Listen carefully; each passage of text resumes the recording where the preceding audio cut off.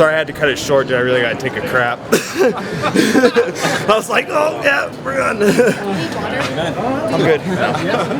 Well, Mike, you went out of your way to kind of call out the UFC a little bit this week and their promotion of you. Any regrets on that, or what you feeling on that now? It didn't really bug me, but it's just like, you know, I'm watching the Embedded. It's a little stagnant, watching guys make smoothies and stuff. I was out here at the Cliff Keen Invitationals watching some high-level wrestling you guys could have been at. I was, you know, racing go-karts, sitting in my little portable sauna, drinking PBRs on my birthday yesterday. So, you know, it was missed out on some good stuff. Now, if they came around, you're just going to see me sweating, sitting, doing jack shit. So, you know, it's their loss. It's the fans' loss. It doesn't really bug me that much.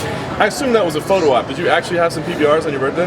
No. But, you know, it was, you know, good little footage for my birthday, you know, just pump people up. You did take a lot of this year off to attend to some personal items. How's that working, and are you now back committed full-time to Oh, yeah, back committed full-time. This is it. I'm going on my run, man. It starts now. Gym's ranked 14th. I'm going everywhere from up. By the time I get done with 2016, I swear to God, I'm going to be in the top 5. I don't care what it takes, and it starts with gym. I got all the respect for all the guys in this division, but, I mean, you're not going to stop me, man. It's my time. I've only came up short by inches, you know what I mean? And I should be 5 for my last 5, fighting, you know, in the top 5. Had that hiccup. I'm past it. Got a tough test. Got a great fight, and putting my best foot forward right now. Guys kind of have to get a signature win to take that next step up. Do you feel like this is kind of that signature win with Jim's name? You know, I think it's not the name, it's the fight. You know, Jim's a tough guy. We've seen time and time again that he performs. You know, he's one of the best. He's one of the most winning lightweights in UFC history. So it's one of those things where I'm just looking to take advantage of the opportunity. I got all the respect for him in the world. I think Jim's a great guy, but I got to go out and beat him up. I got to go out and make my run. He had his time. I haven't had mine yet, so it starts on Thursday. You're the type of fighter that would engage Jim in his best area. You seem like that type of guy. Obviously, we know a lot of submissions, good grappler. Or are you the type of guy play your own game? I don't game plan for guys. Jim's well-rounded anyways. I mean, what's his weakness? He doesn't have one. He's a Division I wrestler. He's a black belt. He's knocked guys out. He doesn't have any glaring weaknesses, but I don't feel outmatched anywhere. So, you know, I'm just looking to go out, have a tough fight, have a great performance, get a win, and just move forward. Like you said, he's a very well-rounded fighter, but is there any aspect in particular that that you feel like is his biggest strength, or something that you feel like, okay, I probably not want to do that? He's a better hunter than me. Probably makes better beer, but I don't think he's a better fighter.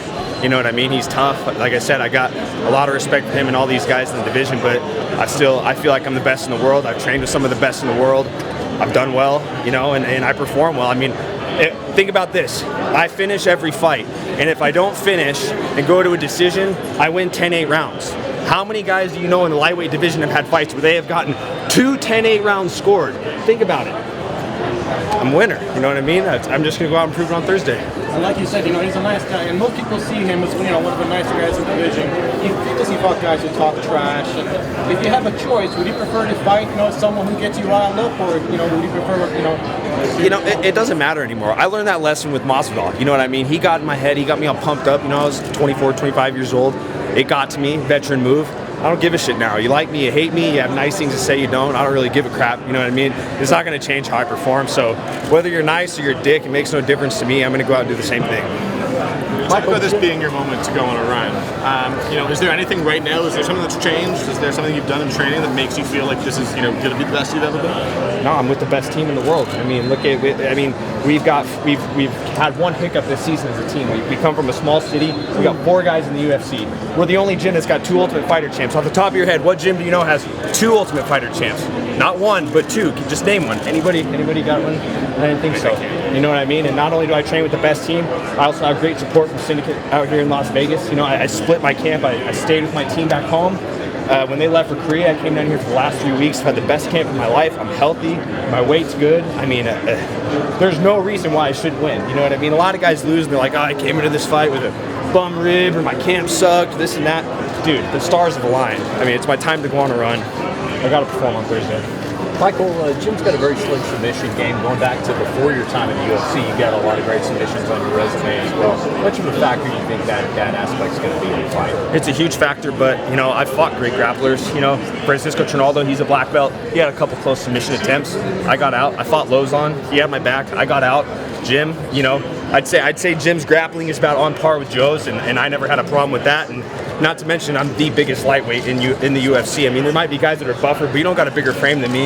You know, when I walk around in shape at 195 pounds, I should be fighting at welterweight. You know, I'm the biggest, strongest lightweight that can make weight, fight 3 hard rounds, all natural, born-bred, corn-fed, Washington boy, just out to beat people up. So I don't care how good your grappling is, what degree black belt you are, it doesn't matter to me. I'm just gonna do the same thing every time. So You mentioned Joe Lozon, and you know that was a very controversial stoppage. Were not for that fight, you'd be on a 4-fight win streak. In your mind, is it a technicality? Do you still feel like you got that momentum? no, there's too much to gain from that fight. You know, it's if the fight was in Las Vegas, I don't think they would have stopped it, but that's hearsay. I mean, it's the past now. I've gotten a win since then, a very dominant win over Mitch Clark, who's got a win over a top 10 guy.